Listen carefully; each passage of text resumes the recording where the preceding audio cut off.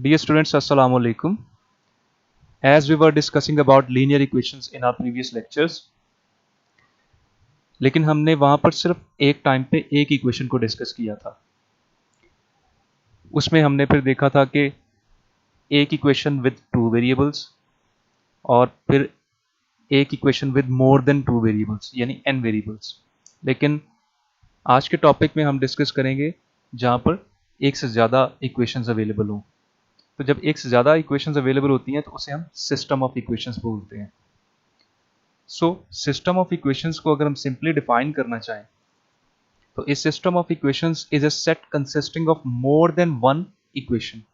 यानी सिंपली अगर आपके पास एक से ज़्यादा इक्वेशंस अवेलेबल हैं तो उसे हम सिस्टम ऑफ इक्वेशंस कहेंगे।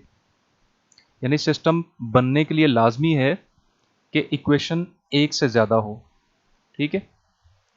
Now, one way to characterize a system of equations is by its dimensions. अब वो dimensions क्या है? m by n, यानी ये जो m और n के दरमियान में साइन है ये बेसिकली मल्टीप्लाई है। m by n, इसे by बोलेंगे, m by n। m means number of equations और n means number of variables। ठीक है। और यहाँ पर जो मैंने ये स्मॉल आई ई लिखा है that is stands for that is, यानी आइडेस्ट बोलते हैं इसे, लेकिन इसका मतलब होता है दैट इज। तो यहाँ पर वो सिर्फ ये बता रहा है कि हम किसी भी सिस्टम को करेक्टराइज कर सकते हैं उसके डायमेंशंस के थ्रू। m बाय n, जिसमें m नंबर ऑफ इक्वेशंस हैं और n क्या है? Number of variables. यानी हम किसी भी सिस्टम को लिख सकते हैं इस सूरत में, m बाय m, इस शेप में लिख सकते हैं। ठीक है। अब अगर हमारे पास एक से ज्यादा इक्वेशंस अवेलेबल हैं तो हमें पता है वो क्या होगा? सिस्टम ऑफ इक्वेशंस होगा। लेकिन अगर हमारे पास एक से ज्यादा लीनियर इक्वेशंस अवेलेबल हैं तो वो कौन सा सिस्टम होगा? System of linear equations. तो हम सिस्टम ऑफ लीनियर इक्वेशंस के टॉपिक को डिस्कस करने लगे हैं। अब यहां पर देखें, फॉर एग्जांपल मैं कहता हूं कि एक सिस्टम ऑफ लीनियर इक्वेशंस है जिसके अंदर टू वेरिएबल्स हैं और टू इक्वेशंस हैं। तो हम उसको कैसे यहाँ पर करेक्टराइज करेंगे? उसकी डायमेंशंस में 2 बाय 2 इस तरह करेक्टराइज करेंगे। इसमें ये जो फर्स्ट 2 है ये नंबर ऑफ इक्वेशंस है और ये जो सेकंड 2 है ये नंबर ऑफ वेरिएबल्स है। यानी 2 वेरिएबल वाली 2 इक्वेशंस, ये सिस्टम आपके पास लिखा हुआ है यहाँ पर। 2 बाय 2 मीन्स 2 वेरिएबल्स वाली 2 इक्वेशंस। अगर आपके पास फॉर एग्जाम्पल एक सिस्टम दिया हुआ है 2 बाय 3, इसका मतलब क्या होगा कि थ्री वेरिएबल्स वाली 2 इक्वेशंस का सिस्टम आपके पास दिया हुआ है। अगर एक सिस्टम है 5 बाय 4, तो 5 बाय 4 का मतलब है कि 4 वेरिएबल्स वाली 5 इक्वेशंस अवेलेबल हैं। अगर एक सिस्टम है 15 बाय 10, इसका मतलब है 10 वेरिएबल्स वाली 15 इक्वेशंस अवेलेबल हैं। ठीक है। तो आप अपने सिस्टम को करेक्टराइज कर सकते हैं m बाय n के थ्रू, ये उसकी डायमेंशंस हैं। अगर आपके पास कोई भी सिस्टम दिया हो, फॉर एग्जांपल मेरे पास 3 वेरिएबल वाली 6 इक्वेशंस दी हुई हैं, तो इसको मैं कैसे लिखूंगा? 6 बाय 3, 6 इक्वेशंस हैं और 3 के वेरिएबल्स। अब सॉल्यूशन सेट क्या होगा किसी भी सिस्टम ऑफ लीनियर इक्वेशंस का? फॉर एग्जांपल मेरे पास इस वक्त ये 2 इक्वेशंस दी हुई हैं और इन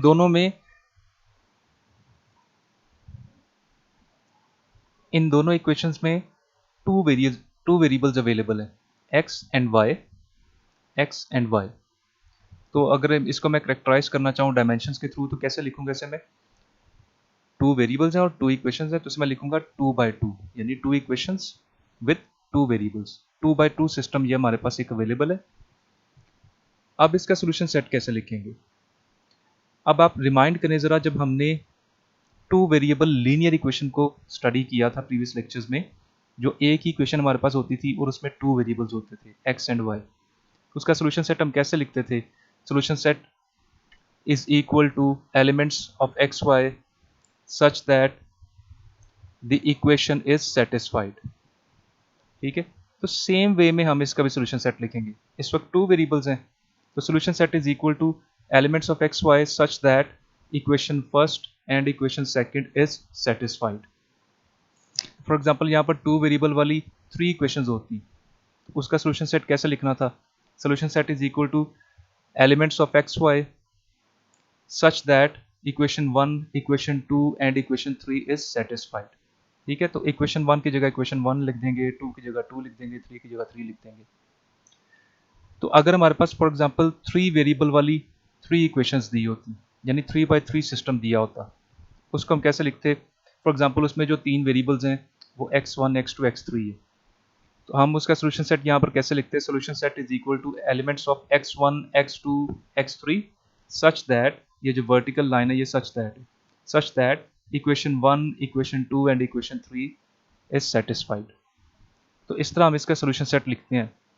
लेकिन सोल्यूशन सेट का मतलब क्या होता है? बड़ा सिंपल, कि जितने वेरिएबल्स अवेलेबल हैं, फॉर एग्जांपल इस सिस्टम में 2 वेरिएबल्स हैं ना, इन दोनों वेरिएबल्स की वैल्यूज का एक ऐसा पेयर जो एट ए टाइम इन दोनों इक्वेशंस को सेटिस्फाई कर दे, वो इसका सोल्यूशन सेट है। तो यहाँ पर देखें, लाजमी तो नहीं है कि हमेशा ऐसा ही होगा कि जो भी आपके पास सिस्टम दिया होगा उसमें जितनी भी इक्वेशंस होंगी तो कोई ना कोई एक यूनिक पेयर या यूनिक कॉम्बिनेशन जरूर अवेलेबल होगा वैल्यूज का, जो उन सारी इक्वेशंस को एट ए टाइम सेटिस्फाई कर रहा होगा। ऐसा हमेशा पॉसिबल नहीं है या लाजमी नहीं है। तो आपके सोल्यूशन की पॉसिबिलिटीज क्या हो सकती हैं एक सिस्टम के अंदर, सिस्टम ऑफ इक्वेशंस के अंदर? तो पहली पॉसिबिलिटी ये है कि यूनिक सोल्यूशन हो सकता है, यानी आपके पास फॉर एग्जांपल अगर ये 2x2 का एक सिस्टम दिया हुआ है, इसके अंदर 2 वेरिएबल्स हैं और 2 इक्वेशंस हैं, तो इसमें x और y की वैल्यूज का एक यूनिक पेयर निकल सकता है, पेयर कैलकुलेट होकर आ सकता है यूनिक, जो इन दोनों इक्वेशंस को एट ए टाइम सेटिस्फाई कर सकता है। मीन्स के अगर आप उस पेयर को पहली इक्वेशन में पुट करेंगे तो इक्वेशन की बोथ साइड्स इक्वल हो जाएंगी, अगर उसी पेयर को आप इक्वेशन 2 में पुट करेंगे तो इक्वेशन की बोथ साइड्स इक्वल हो जाएंगी। सेटिस्फाई करने का मतलब ये होता है कि इक्वेशन की बोथ साइड्स इक्वल हो जाती हैं। ये तो पहली पॉसिबिलिटी है, यूनिक सोल्यूशन। सेकंड पॉसिबिलिटी ये है कि कोई भी यूनिक सोल्यूशन अवेलेबल ना हो, जिसे हम कहते हैं नो सोल्यूशन, यानी आपकी वो जो वेरिएबल्स एक्स एंड वाई इस सिस्टम में अवेलेबल हैं, उन दोनों वेरिएबल्स की वैल्यूज का कोई ऐसा पेयर अवेलेबल नहीं है जो एट ए टाइम इन दोनों इक्वेशंस को सेटिस्फाई कर सकता हो। इसका मतलब है there is no solution to this system, इन दोनों इक्वेशंस को एट ए टाइम सॉल्व करने के लिए कोई यूनिक सॉल्यूशन अवेलेबल नहीं है। लेकिन अगर आप इन दोनों इक्वेशंस को सेपरेटली सॉल्व करें और y की कोई वैल्यू पुट करके x की वैल्यू निकाल लें, तो वो पेयर उस स्पेसिफिक इक्वेशन को तो सेटिस्फाई कर देगा, और इस तरह के इन्फिनिट पेयर्स बन सकते हैं किसी भी एक इक्वेशन के। हमने अपने प्रीवियस लेक्चर्स में देखा था लीनियर इक्वेशन के अंदर कि किसी भी 2 वेरिएबल लीनियर इक्वेशन में इन्फिनिट पेयर्स बन सकते हैं x और y के, जो उस इक्वेशन को सेटिस्फाई कर सकते हैं। तो इन दोनों इक्वेशंस को नो सोल्यूशन का मतलब ये है कि इन दोनों इक्वेशंस को सॉल्व करने के लिए या एट ए टाइम सेटिस्फाई करने के लिए कोई भी पेयर ऑफ वैल्यूज एक्स और वाई की वैल्यूज का पेयर अवेलेबल नहीं होगा। ये दोनों इक्वेशन सेपरेटली अलग अलग पेयर से सॉल्व हो जाएंगी, बट कोई भी एक यूनिक पेयर एक्स और वाई की वैल्यूज का अवेलेबल नहीं है जो इन दोनों इक्वेशंस को एट ए टाइम सेटिस्फाई कर सके। तो इसका मतलब है no solution means there is no unique solution to this system, यानी इस सिस्टम में जितनी भी इक्वेशंस हैं उनके लिए कोई भी यूनिक सोल्यूशन नहीं है। थर्ड पॉसिबिलिटी क्या हो सकती है? Infinitely many solutions. इसका मतलब ये है कि अगर आपके पास जो 2 इक्वेशंस दी हुई हैं, फॉर एग्जांपल ये वाली 2 इक्वेशंस की बात कर लेते हैं, अगर तो ये दोनों इक्वेशंस की अगर हम लाइन ग्राफ के ऊपर प्लॉट करें और वो दोनों लाइंस एग्जैक्टली एक दूसरे के ऊपर आ जाएं, अब इन दोनों इक्वेशंस की लाइंस एक्चुअली हमें तो नहीं पता कि कैसी होंगी, हमने प्लॉट तो नहीं की, लेकिन फॉर एग्जांपल अगर हम इन 2 इक्वेशंस की लाइंस ग्राफ के ऊपर लगाते हैं और वो दोनों लाइंस एग्जैक्टली एक दूसरे के ऊपर फॉल करती हैं, तो इसका मतलब ये है कि x और y की वैल्यूज का जो पेयर पहली इक्वेशन को सेटिस्फाई कर रहा होगा वही पेयर दूसरी इक्वेशन को भी सेटिस्फाई कर रहा होगा। और आपको पता है कि एक इक्वेशन को x और y के इन्फिनिट पेयर सेटिस्फाई करते हैं, और अगर दूसरी इक्वेशन की लाइन भी उस पहली वाली इक्वेशन की लाइन के ऊपर ही है, तो इसका मतलब है पहली इक्वेशन के वो जो x और y के इन्फिनिट पेयर्स थे वही वाले पेयर्स आपकी इक्वेशन 2 को भी सेटिस्फाई कर सकते हैं। तो इट दैट मीन्स के there are infinitely many solutions or there are infinitely many pairs or combinations of values are available that can satisfy this system. इस सिस्टम में जितनी भी इक्वेशंस होंगी उसको सेटिस्फाई कर सकते हैं। ये कॉन्सेप्ट थोड़ा सा टेक्निकल है, तो जब हम आगे इसकी एग्जांपल देखेंगे ग्राफ के थ्रू तो हमें क्लियर हो जाएगा।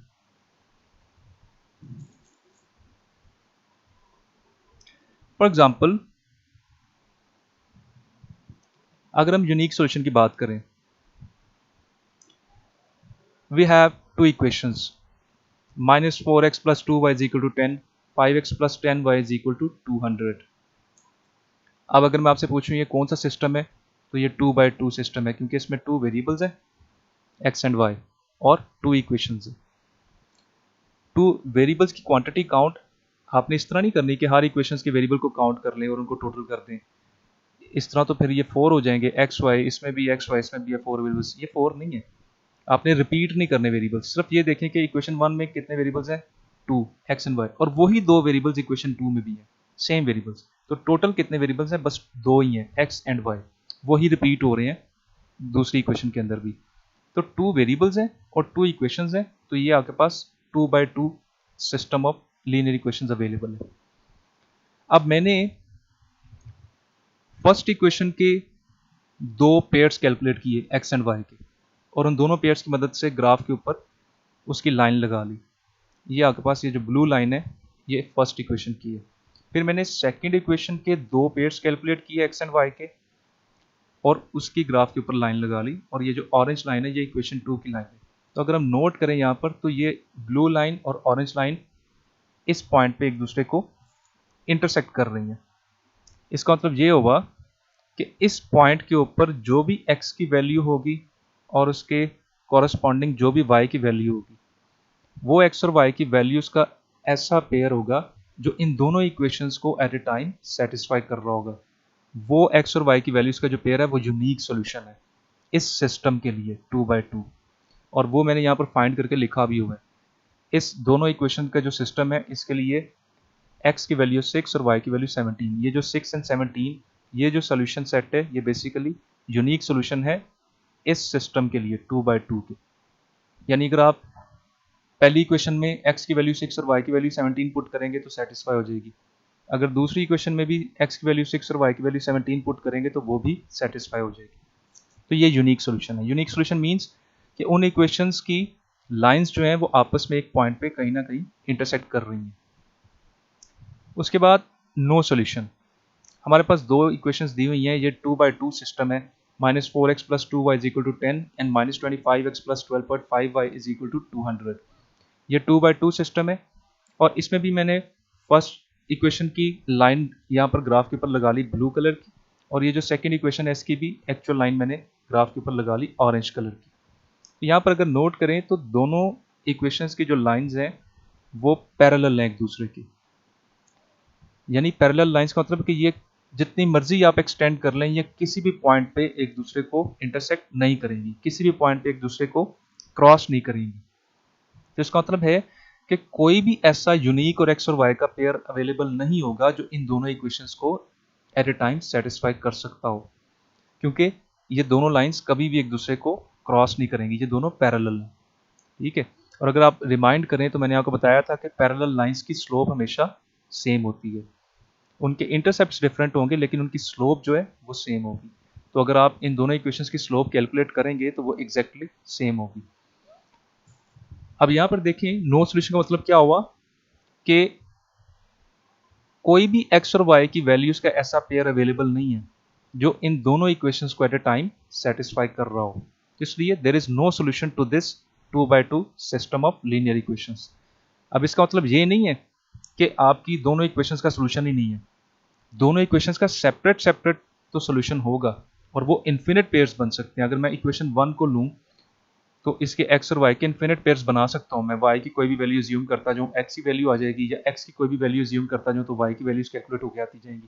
तो मेरे पास इन्फिनिट x और y के पेयर्स बन सकते हैं इक्वेशन 1 में, जो सिर्फ इक्वेशन 1 को सेटिस्फाई कर सकते हैं।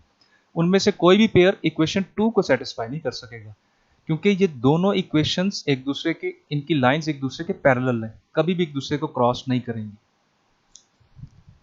उसके बाद थर्ड वन है इन्फिनिटली मैनी सॉल्यूशंस। अब मेरे पास ये 2/2 सिस्टम दिया हुआ है, टू इक्वेशंस हैं with two variables, -4x + 2y = 10, -8x + 4y = 20। मैंने इन दोनों की लाइंस ग्राफ पे लगाई। ये जो ब्लू लाइन है ये इक्वेशन 1 की है और जो ऑरेंज लाइन है ये इक्वेशन 2 की है। अब ये यहाँ पर एक चीज़ नोट करें कि दोनों लाइंस एग्जैक्टली एक दूसरे के ऊपर हैं। ये जो ऑरेंज लाइन है ये एग्जैक्टली ब्लू लाइन के ऊपर फॉल कर रही है, यानी दोनों लाइंस की स्लोप भी सेम है और दोनों इक्वेशंस के इंटरसेप्ट भी सेम है। तो यहाँ पर देखें, इसका मतलब ये होगा कि लाइन 1 अगर देखें, इक्वेशन 1 अगर हम देखें, इक्वेशन 1 के एक्स और वाई के पेयर्स हम निकाल सकते हैं, जितने मर्जी पेयर्स बना लें, इन्फिनिटली जितने मर्जी पेयर्स बना लें, वाई की वैल्यूज अज्यूम करते जाएं, एक्स की वैल्यू आपके पास कैलकुलेट होकर आती जाएगी। जितने मर्जी पेयर्स बना लें एक्स और वाई के, वो इस इक्वेशन 1 को सेटिस्फाई करेंगे, लेकिन वही pairs as it is equation 2 को भी सेटिस्फाई करेंगे। क्यों? क्योंकि दोनों लाइंस एक दूसरे के ऊपर ही हैं। ये दोनों इक्वेशंस हम आम या सिंपल वर्ड्स में ये कह सकते हैं कि दोनों इक्वेशंस सिंपली सेम है। बेसिकली दोनों इक्वेशंस ही सेम है, जिसकी वजह से इनकी लाइंस एक दूसरे के ऊपर आ रही हैं, और जो इन्फिनिट पेयर्स पहली इक्वेशन को सेटिस्फाई कर रहे होंगे वही इन्फिनिट पेयर्स दूसरी इक्वेशन को भी at the same time satisfy कर रहे होंगे। तो there are infinitely many solutions available to this system. इन दोनों इक्वेशंस को सॉल्व करने के लिए इन्फिनिट सॉल्यूशंस अवेलेबल हैं। अब हम जरा कैटेगराइज कर लेते हैं और थोड़ा बाइफरकेट कर लेते हैं सॉल्यूशन पॉसिबिलिटीज को डायमेंशंस के अकॉर्डिंगली। फॉर एग्जांपल, अगर हमारे पास एक सिस्टम अवेलेबल है जिसमें m और n इक्वल है, यानी इक्वेशंस भी से जितनी इक्वेशंस है उतने ही वेरिएबल्स अवेलेबल हैं। फॉर एग्जांपल 3/3, 4/4, 5/5, 2/2, 6/6, यानी जितनी नंबर ऑफ इक्वेशंस है उतने ही नंबर ऑफ वेरिएबल्स हैं सिस्टम में।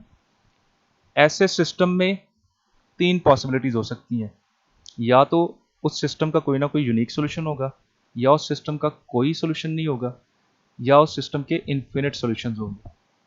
इसी तरह अगर हमारे पास एक सिस्टम है जिसमें नंबर ऑफ इक्वेशंस ज़्यादा हैं as compare to number of variables, for example 10/3, 12/10, 5/3, 6/4, यानी नंबर ऑफ इक्वेशंस ज़्यादा हैं और नंबर ऑफ वेरिएबल्स कम है, तो ऐसे सिस्टम के अंदर भी यही तीन पॉसिबिलिटीज होंगी। या तो हमारे पास उस सिस्टम का कोई ना कोई यूनिक सॉल्यूशन आ जाएगा, या उस सिस्टम का कोई सॉल्यूशन नहीं होगा, या उस सिस्टम के इन्फिनिट सॉल्यूशंस अवेलेबल होंगे।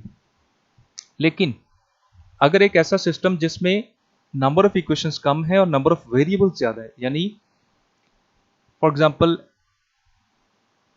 4/10, 6/7, 8/12, जिसमें नंबर ऑफ इक्वेशंस कम है लेकिन नंबर ऑफ वेरिएबल्स ज्यादा है, तो ऐसे सिस्टम्स की सिर्फ दो पॉसिबिलिटीज हैं, या तो उस सिस्टम का कोई सॉल्यूशन नहीं होगा, या तो फिर उसके इन्फिनिट सॉल्यूशंस होंगे। यानी यूनिक सॉल्यूशन वाली ऑप्शन इस तरह के सिस्टम्स के अंदर नहीं होती, जिसमें नंबर ऑफ इक्वेशंस कम होती है और नंबर ऑफ वेरिएबल्स ज़्यादा होती है। तो ये आपकी सॉल्यूशन पॉसिबिलिटीज़ हैं। अब यहाँ पर हम ज़रा डिस्कस करते हैं कि कैसे सॉल्व करते हैं किसी सिस्टम को, और यहाँ पर हम स्पेसिफिकली डिस्कस करेंगे 2/2 सिस्टम को, the elimination procedure for solving 2/2 system of linear equations. अब यहाँ पर 2/2 सिस्टम का मतलब है कि 2 इक्वेशंस हैं और 2 वेरिएबल्स हैं।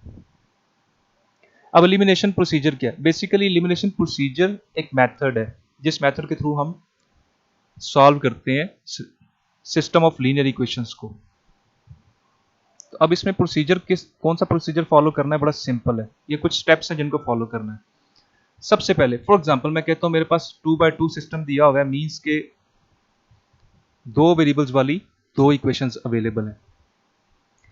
अब सबसे पहले मैंने क्या करना है, लेट सपोज मेरे पास x और y दो वेरिएबल्स हैं और दो इक्वेशंस हैं, तो मैंने एक वेरिएबल सेलेक्ट करना है जिसे मैंने एलिमिनेट करना है।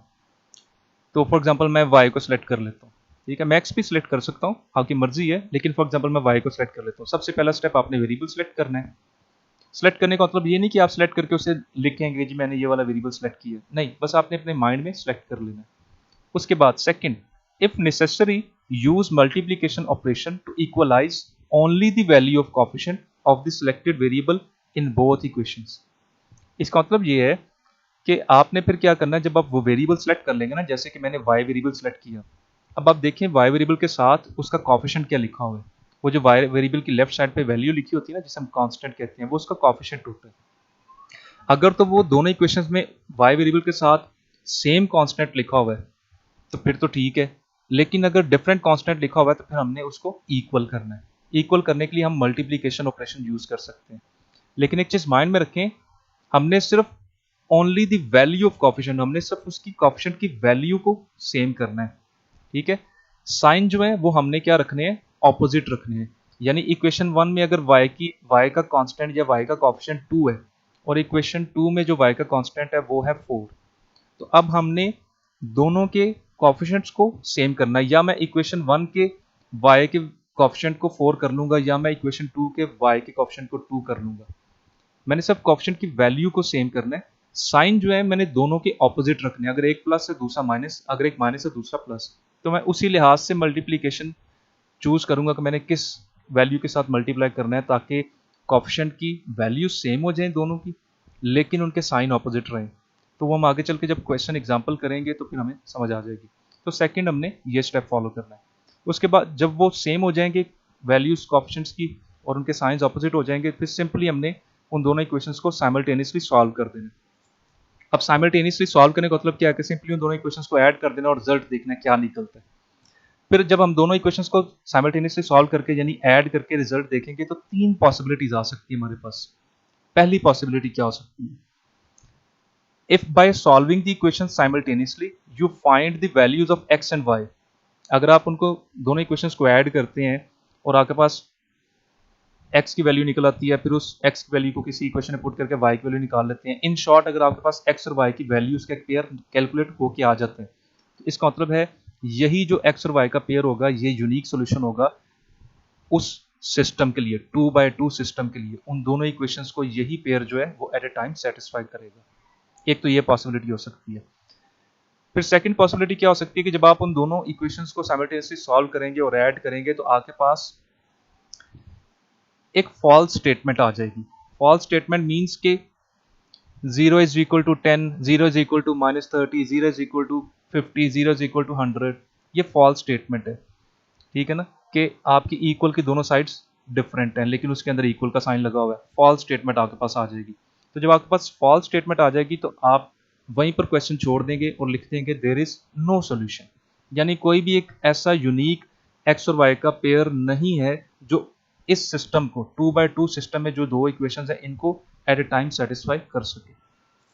ठीक है, उसके बाद थर्ड पॉसिबिलिटी क्या हो सकती है कि जब आप उन इक्वेशंस को साइमल्टेनियसली सॉल्व करेंगे यानी ऐड करेंगे दोनों इक्वेशंस को, तो आपके पास 0 इज इक्वल टू 0 की आइडेंटिटी आ जाएगी। यानी आपके पास जो एंड रिजल्ट आएगा वो क्या निकलेगा, 0 इज इक्वल टू 0, जिसे हम आइडेंटिटी कह सकते हैं। तो जब आपके पास 0 इज इक्वल टू 0 की आइडेंटिटी आ जाएगी तो फिर आप सिंपली क्वेश्चन वहीं पे छोड़ दें और लिख दें there are same infinitely many solutions for those two equations. यानी इसका मतलब ये होगा जब 0 इज इक्वल टू 0 आ जाएगा तो इसका मतलब ये होगा कि वो दोनों इक्वेशंस जो 2x2 सिस्टम में अवेलेबल हैं वो दोनों इक्वेशंस बेसिकली सेम है और उन दोनों इक्वेशंस की लाइंस जो है ग्राफ के ऊपर वो एग्जैक्टली एक दूसरे के ऊपर ही आ रही होंगी, एक दूसरे के ऊपर ही फॉल कर रही होंगी। तो जो एक इक्वेशन को इन्फिनिट पेयर्स सॉल्व कर सकते होंगे वही सेम पेयर्स दूसरी इक्वेशन को भी एट ए टाइम सॉल्व कर सकते होंगे। तो आप यहाँ पर लिख देंगे कि there are same infinitely many solutions for those two equations, या there are infinitely many solutions for that system 2x2 system। तो ये तीन पॉसिबिलिटीज हो सकती हैं। अब हम जरा प्रैक्टिकली देखते हैं एग्जांपल्स के थ्रू इन तीनों पॉसिबिलिटीज को। लेट्स सपोज मेरे पास एक 2x2 सिस्टम दिया हुआ है, 2x + 4y = 20, इसे मैंने इक्वेशन 1 कह दिया, और 3x + 4 + y = 10, इसे मैंने इक्वेशन 2 कह दिया। ये 2x2 सिस्टम है जिसके अंदर 2 इक्वेशंस है और 2 ही वेरिएबल हैं, वेरिएबल्स x एंड y। अब यहां पर अगर हम सॉल्व करें इसे तो सबसे पहला स्टेप क्या था, select a variable to eliminate. अपने माइंड में एक वेरिएबल सोच लें जिसे आपने खत्म करना है। फॉर एग्जाम्पल मैंने यहाँ पर सोच ली मैंने y को खत्म करना है, ठीक है, इन दोनों इक्वेशंस में से। उसके बाद सेकंड क्या था step, if necessary use multiplication operation to equalize only the value of coefficient of the selected variable in both equations। तो अब यहाँ पर देखें, पहली इक्वेशन में y जो मैंने सेलेक्ट किया वेरिएबल y, पहली इक्वेशन में y का कोफिशिएंट जो है उसकी वैल्यू कितनी है 4, साइन को मैं अभी छोड़ रहा हूँ। y की जो कोफिशिएंट है उसकी वैल्यू कितनी है 4, और सेकंड इक्वेशन में y का जो कोफिशिएंट है उसकी वैल्यू कितनी है 1, जब ना दी हो तो 1 होती है। अब ये दोनों सेम नहीं है, इसका मतलब मुझे सेम करनी पड़ेगी, मल्टीप्लिकेशन ऑपरेशन यूज करना पड़ेगा। अब मैं क्या करूं, सिंपली अगर मैं इस y को 4 से मल्टीप्लाई कर दूं तो ये भी 4y हो जाएगा। तो पहली इक्वेशन में भी 4y, सेकंड इक्वेशन में भी 4y, तो ये दोनों सेम हो जाएंगे, ठीक है। लेकिन इन दोनों के साइन तो सेम है, प्लस प्लस, तो मैंने साइन कौन से रखने हैं, ऑपोजिट रखने हैं। एक चीज यहाँ पर नोट कर लें कि आपने जब भी किसी वेरिएबल के कोएफिशिएंट्स को की वैल्यूज को सेम करना है तो साइन उनके ऑपोजिट होने चाहिए। अब यहाँ पर मैं चाह रहा हूँ कि ये जो सेकंड इक्वेशन में y है इसके साथ कोएफिशिएंट 4 आ जाए, लेकिन इसका साइन जो है वो नेगेटिव हो जाए, ताकि दोनों y के जो कोएफिशिएंट है उनका साइन ऑपोजिट हो जाए। तो सिंपली मुझे क्या करना चाहिए, अब मुझे इस y को सिर्फ 4 से मल्टीप्लाई नहीं करना चाहिए, मुझे इस y को -4 से मल्टीप्लाई करना चाहिए। जब इस y को -4 से मल्टीप्लाई करूंगा तो मेरे पास यहाँ पर -4y आ जाएगा, और ऊपर वाली इक्वेशन जो पहली वाली इसमें ऑलरेडी +4y है, तो साइन प्लस माइनस ऑपोजिट हो जाएंगे, लेकिन जो कोएफिशिएंट की वैल्यू है 4 वो सेम हो जाएगी। तो जब फिर हम इन दोनों इक्वेशंस को ऐड करेंगे तो वो सिंपली कैंसिल हो जाएगा 4y -4y से, और y वेरिएबल एलिमिनेट हो जाएगा। लेकिन अब यहाँ पर एक चीज नोट वर्दी है कि मैं जब इस y को -4 से मल्टीप्लाई कर रहा हूँ तो सिर्फ इस y को नहीं करूंगा। आपको पता है कि आप जब भी इक्वेशन की एक साइड पे कोई ऑपरेशन करते हैं तो आप इक्वेशन की दूसरी साइड पे वही ऑपरेशन करते हैं, यानी मैं पूरी इक्वेशन को -4 से मल्टीप्लाई करूंगा, सिर्फ y को नहीं करना, पूरी इक्वेशन को -4 से मल्टीप्लाई करना पड़ेगा मुझे। तब सिंपली मैं क्या करूंगा, बाय मल्टीप्लाइंग इक्वेशन 2 बाय -4। तो जब मैं इस सेकेंड इक्वेशन को -4 से मल्टीप्लाई करूंगा तो क्या आएगा, -4 multiply 3x -12x, -4 multiply y -4y, -4 multiply 10 -40। तो ये मेरे पास एक नई इक्वेशन आ गई जिसे मैंने इक्वेशन 3 का नाम दे दिया। और ये इक्वेशन कैसे कैलकुलेट हुई, सिंपली इक्वेशन 2 को -4 से मल्टीप्लाई करने से। अब मैंने क्या करना है, अब इक्वेशन 1 को और ये जो मेरे पास इक्वेशन 3 आई जिसमें उसका कोएफिशिएंट की वैल्यू ऑपोजिट साइन के साथ सेम हो गई है, अब इन दोनों इक्वेशंस को मैं ऐड कर लूंगा by adding equation 3 into equation 1। Equation 1 लिखी 2x + 4y = 20, ये मैंने लिख ली इक्वेशन 1। फिर इक्वेशन 3 क्या थी, -12x - 4y = -40, वो मैंने -12x - 4y = -40 यहाँ पर लिख ली। इन दोनों इक्वेशंस को जब ऐड किया तो 2x - 12x तो क्या आया, -10x + 4y - 4y, दोनों कैंसिल हो गया, आपके पास क्या बचा, 0। अब 0 जब आएगा इसको लिखने की जरूरत नहीं है, लेकिन मैंने फिर भी यहाँ पर लिख दी है ताकि आपको कंफर्म हो जाए कि दोनों कैंसिल होकर 0 आ गया। अब यहाँ पर 0 के साथ जो मैंने लेफ्ट साइड पे साइन लगाया ये प्लस का है। अब यहाँ पर कंफ्यूज नहीं होना, आप यहाँ पर प्लस की जगह माइनस भी लगा सकते हो। उसकी रीजन ये है कि 0 का कोई साइन नहीं होता, ना प्लस ना माइनस। तो यहाँ पर आप अगर 0 लिख रहे हैं तो उसके साथ चाहे प्लस लिख दें चाहे माइनस लिख दें, कोई फर्क नहीं पड़ता। Is equal to 20 - 40 is equal to क्या होगा, -20। 20 में से जब -40 लेस करेंगे तो 20 में जब -40 ऐड करेंगे तो आपके पास -20 आएगा। तो हमारे पास एंड रिजल्ट क्या बचा, -10x, ये 0 खत्म हो गया, इज इक्वल टू -20। अब x कैलकुलेट हो जाएगा, -10 दूसरी साइड पर डिवाइड होगा तो x इज इक्वल टू 2 आ जाएगा। अब जब हमारे पास x आ गया है, x इज इक्वल टू 2, अब इसको मैं किसी भी इक्वेशन में पुट कर दूंगा x की वैल्यू को, तो मेरे पास y की वैल्यू आ जाएगी। तो फॉर एग्जांपल मैं इक्वेशन 1 में पुट कर देता हूँ। इक्वेशन 1 क्या थी, 2x + 4y = 20। तो by putting the value of x in equation 1, अब इक्वेशन 1 में जब मैंने x की वैल्यू 2 पुट की तो मेरे पास सॉल्व करते करते y की वैल्यू सॉल्व होके आ गई 4। तो मेरे पास एक पेयर बन गया, x की वैल्यू 2 और y की वैल्यू 4। तो यहाँ पर देखें हमने जो पॉसिबिलिटीज देखी थी, यानी जब हमने इन दोनों इक्वेशंस को साइमल्टेनियसली सॉल्व किया, यानी ऐड किया इन दोनों इक्वेशंस को, तो उसके बाद हमारे पास पॉसिबिलिटी क्या बनी, ये पहले वाली कि हमारे पास x और y की वैल्यूज कैलकुलेट होके आ गई हैं। तो इसका मतलब है यही जो x और y की वैल्यूज हैं यही यूनिक सोल्यूशन है जो इन दोनों इक्वेशंस को एट ए टाइम सेटिस्फाई कर सकता है, यही इस सिस्टम का यूनिक सोल्यूशन है। तो ये जो मेरे पास x की वैल्यू आई है 2 और ये जो y की वैल्यू आई है 4, यही मेरा यूनिक सोल्यूशन है 2 और 4। अब ये सोल्यूशन जो है ये इन दोनों इक्वेशंस को सेटिस्फाई कर सकता है, यानी आप पहली इक्वेशन में x की वैल्यू 2 y की वैल्यू 4 पुट करें, ये सेटिस्फाई हो जाएगी। दूसरी इक्वेशन में x की वैल्यू 2 और y की वैल्यू 4 पुट करें, वो भी सेटिस्फाई हो जाएगी। तो ये आपकी एग्जांपल थी यूनिक सॉल्यूशन वाली। अब हम सेकंड एग्जांपल की तरफ मूव करते हैं। हमारे पास अगेन एक 2x2 सिस्टम अवेलेबल है, क्योंकि हम इस वक्त एलिमिनेशन प्रोसीजर जो पढ़ रहे हैं वो हमने सब 2x2 system of linear equation के लिए पढ़ा है। तो हमारे पास एक 2x2 सिस्टम दिया हुआ है जिसमें 6x - 12y = 24, ये पहली इक्वेशन है। -1.5x + 3y = 9, ये सेकेंड इक्वेशन है। अब सबसे पहले अब आप वो प्रोसीजर बार बार देखने की जरूरत नहीं है, आप उसे याद कर लें। फर्स्ट स्टेप क्या था उसका कि आपने एक वेरिएबल सेलेक्ट करना है। तो फॉर एग्जांपल मैंने y सेलेक्ट कर लिया। सेकंड क्या था कि आपने उसके कोएफिशिएंट्स को देखना है। तो पहली इक्वेशन में y का कोएफिशिएंट है 12, उसकी वैल्यू सिर्फ, मैं साइन को इग्नोर कर रहा हूँ, उसकी वैल्यू 12 है। और सेकंड इक्वेशन में जो y का कोएफिशिएंट है उसकी वैल्यू 3 है। तो ये सेम नहीं है, मुझे मल्टीप्लिकेशन ऑपरेशन यूज करना पड़ेगा। इसका मतलब है कि अब मुझे सेकंड इक्वेशन में इस y के साथ जो 3 है इसे 12 बनाना है, या जो पहली इक्वेशन में y के साथ जो 12 है इसे 3 बनाना है, तो मुझे कुछ ना कुछ मल्टीप्लाई करना पड़ेगा। तो मैं ऐसा करता हूँ, मैं सेकंड इक्वेशन में जो ये y के साथ 3 है इसे 12 बना लेता हूँ। कैसे बनाऊंगा? जब इस 3 को 4 से मल्टीप्लाई करूंगा ये 12 बन जाएगा, और साइन तो इन दोनों के ऑलरेडी ऑपोजिट है, तो हमें सिर्फ सिंपली 4 से मल्टीप्लाई करना पड़ेगा, हमें साइन की कोई जरूरत ही नहीं है। तो यहाँ पर मैं सेकेंड इक्वेशन को अगर +4 से, सिंपली 4 से इस पूरी इक्वेशन को मल्टीप्लाई कर दूं बाय मल्टीप्लाइंग इक्वेशन 2/4, तो हमारे पास क्या रिजल्ट आएगा? -1.5x को जब 4 से मल्टीप्लाई करूंगा तो -6x, जब 3y को 4 से मल्टीप्लाई करूंगा तो 12y, जब 9 को 4 से मल्टीप्लाई करूंगा तो 36 आ जाएगा। तो ये हमारे पास जो इक्वेशन आई, इसे हमने इक्वेशन 3 का नाम दे दिया। अब यहाँ पर देखें, इस इक्वेशन में y के साथ +12 है, और जो पहली इक्वेशन है उसमें y के साथ -12 है, यानी वैल्यू सेम है कोएफिशिएंट की, लेकिन साइन ऑपोजिट है। तो अब सिंपली क्या करना, आपने इन दोनों इक्वेशंस को ऐड कर देना by adding equation 1 into equation 3। Equation 1 थी 6x - 12y = 24, और ये जो इक्वेशन 3 आई है -6x + 12y = 36। इन दोनों को जब ऐड करूंगा मैं, तो 6x - 6x कैंसिल हो गए, 0 आ गया, -12y + 12y कैंसिल हो गए, 0 आ गया, = 24 + 36, तो हमारे पास 60 आ गया। तो हमारे पास एंड रिजल्ट क्या बचा? 0 = 60। अब ये क्या है? बेसिकली ये है false statement. False statement means कि ये दोनों इक्वल तो हो नहीं सकते, तो ये गलत लिखा हुआ है, इसे हम फॉल्स स्टेटमेंट कहेंगे।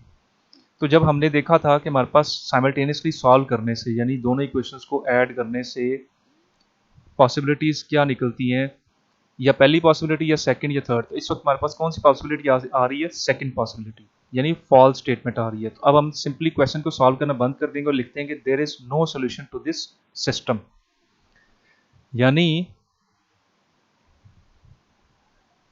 कोई भी ऐसा पेयर ऑफ वैल्यू x और y की वैल्यूज का पेयर अवेलेबल नहीं है जो इन दोनों इक्वेशंस को एट ए टाइम सेटिस्फाई कर सकता हो। तो इसका मतलब है there is no unique solution, या there is no solution to this system, 2x2 system.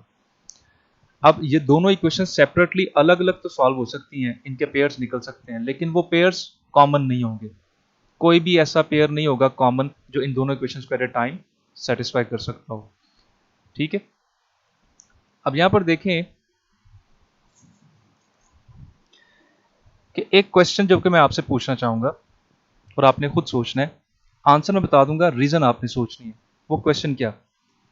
अब यहां पर अक्सर स्टूडेंट्स क्वेश्चन पूछते हैं कि अगर 5 = 10, 6 = 11, -2 = 40 ऐसा आ जाए तो वो भी तो एक फॉल्स स्टेटमेंट है। तो नो डाउट है तो वो फॉल्स स्टेटमेंट, लेकिन आपके नो सॉल्यूशन वाले 2x2 सिस्टम में जो रिजल्ट आएगा वो कभी भी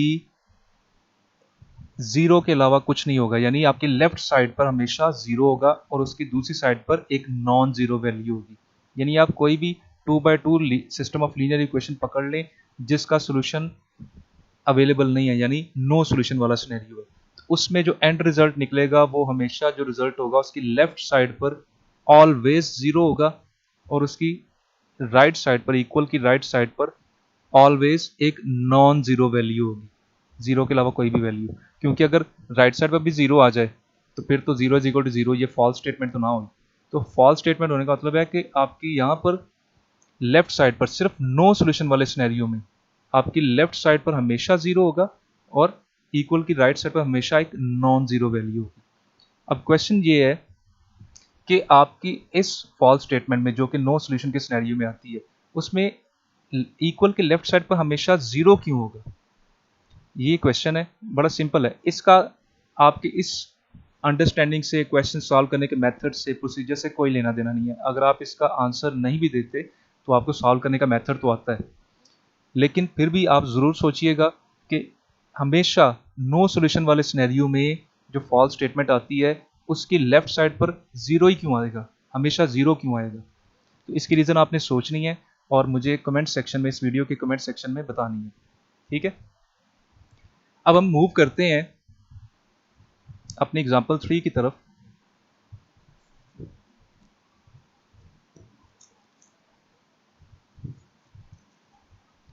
यहाँ पर देखें, हमें अगेन एक 2x2 सिस्टम अवेलेबल है जिसमें 3x minus 2y is equal to 6 equation 1 है, minus 15x plus 10y is equal to minus 30 ये इक्वेशन 2 है। अब यहाँ पर सबसे पहले मैंने एक वेरिएबल सेलेक्ट करना है, तो फॉर एग्जांपल मैंने यहाँ पर y सेलेक्ट कर लिया। उसके बाद अब मैं दोनों के कोएफिशिएंट्स की वैल्यूज को देखता हूँ। पहली इक्वेशन में y का कोएफिशिएंट की वैल्यू है 2, सेकंड इक्वेशन में कोएफिशिएंट की वैल्यू है 10, लेकिन साइन दोनों के ऑपोजिट है। अगर साइन ऑपोजिट है तो हमें चाहिए ही ऑपोजिट, तो इसका मतलब हम जब मल्टीप्लिकेशन ऑपरेशन यूज करेंगे तो उसमें हम साइन को इग्नोर कर देंगे, सिर्फ सिंपली मल्टीप्लाई करेंगे। तो अब मैं क्या करूं इसमें, अगर मैंने y के कोएफिशिएंट्स को सेम करना उनकी वैल्यूज को, तो उसके लिए अब मैं क्या करता हूं, मैं मल्टीप्लाई कर देता हूं इक्वेशन 2 को किसके साथ, 1/5 के साथ। जब मैं इक्वेशन 2 को 1/5 से मल्टीप्लाई करूंगा तो मेरे पास क्या रिजल्ट आएगा, माइनस 15x मल्टीप्लाई 1/5, तो 5 15 डिवाइड 5 3 हो जाएगा, तो माइनस 3x आ जाएगा। फिर 10y मल्टीप्लाई 1/5 तो मेरे पास 2y आ जाएगा, और फिर माइनस 30 मल्टीप्लाई 1/5 तो मेरे पास माइनस 6 आ जाएगा। तो ये जो इक्वेशन आई इसे मैंने इक्वेशन 3 कह दिया। अब यहाँ पर देखें, इस इक्वेशन में आपका जो y है उसकी कोएफिशिएंट की वैल्यू 2 है, और पहली इक्वेशन में y जो था उसकी कोएफिशिएंट की वैल्यू क्या थी, 2, और दोनों के साइन ऑपोजिट है। अब सिंपली क्या करेंगे, इन दोनों इक्वेशंस को ऐड कर देंगे। पहली इक्वेशन लिख ली मैंने 3x minus 2y is equal to 6, और ये जो नई इक्वेशन आई minus 3x plus 2y is equal to minus 6। अब जब मैंने सॉल्व किया, दोनों को ऐड किया, 3x माइनस 3x कैंसिल हो गए, minus 2y plus 2y cancel हो गए, जीरो आ गया दोनों की जगह पे, और ये 6 माइनस 6 से कैंसिल हो गया, जीरो आ गया, और नेट रिजल्ट क्या बचा आपके पास, 0 इज इक्वल टू 0। इस 0 इज इक्वल टू 0 को हम कहते हैं आइडेंटिटी। ठीक है, आइडेंटिटी का मतलब होता है कि आपके इक्वल की दोनों साइड पे सेम वैल्यूज हैं। ठीक है, यानी 10 इज इक्वल टू 10 हो तो वो भी आइडेंटिटी है, 20 इज इक्वल टू 20 वो भी आइडेंटिटी है। लेकिन माइंड में रखिएगा कि आपकी जो 2x2 system of linear equation है उसमें जो इन्फिनिट मैनी सॉल्यूशंस वाला क्वेश्चन होगा उसमें हमेशा जो आइडेंटिटी आएगी वो कौन से वाली आएगी, सिर्फ 0 इज इक्वल टू 0 आएगी। इसके अलावा कोई आइडेंटिटी नहीं आएगी। Minus 2 is equal to minus 2 नहीं आ सकता, 10 इज इक्वल टू 10 नहीं आ सकता, 12 इज इक्वल टू 12 नहीं आ सकता, कोई और आइडेंटिटी नहीं आएगी, सिर्फ 0 इज इक्वल टू 0 ही आएगी।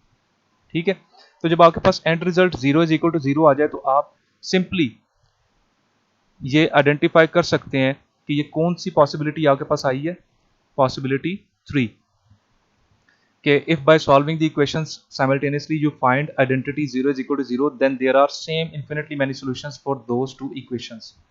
तो इसका मतलब है जब आपके पास आइडेंटिटी आ गई है 0 is equal to 0, that means कि there are infinite many pairs of x and y which can satisfy these two equations at a time।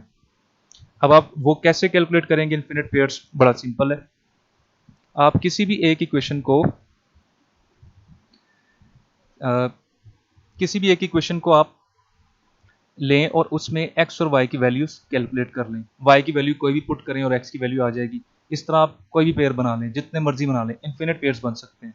और आप देखिएगा वही वाले पेयर्स दूसरी इक्वेशन को भी सेटिस्फाई कर रहे होंगे। So there are infinite many solutions for this 2x2 system of linear equations.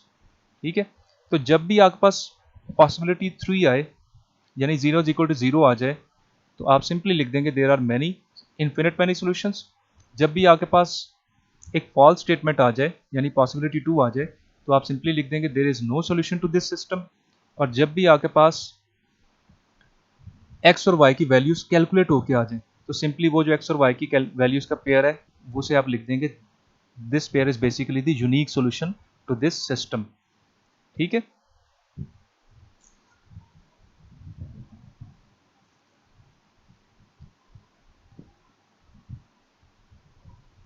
अब यहां पर कुछ सेल्फ टेस्ट क्वेश्चंस हैं, ये आपने सॉल्व करने हैं, लेकिन एक चीज माइंड में रखिएगा कि ये तीनों जो प्रोसीजर मैंने लिखा है ये प्रोसीजर आपने याद कर लेना है, ये 3 स्टेप्स और उसके बाद 3 पॉसिबिलिटीज क्या निकल सकती हैं एंड पे, ये पॉसिबिलिटीज खास कर आपने याद कर लेनी है। बड़ी आसान है, मैं आपको भी बता देता हूँ। पॉसिबिलिटी 1 क्या है कि एक्स और वाई की वैल्यू कैलकुलेट हो के आ जाएगी और वही यूनिक सोल्यूशन होगा। पॉसिबिलिटी 2 क्या है, फॉल्स स्टेटमेंट होगी, नो सोल्यूशन। पॉसिबिलिटी 3 क्या है, 0 इज इक्वल टू 0 आइडेंटिटी होगी और there are infinite many solutions.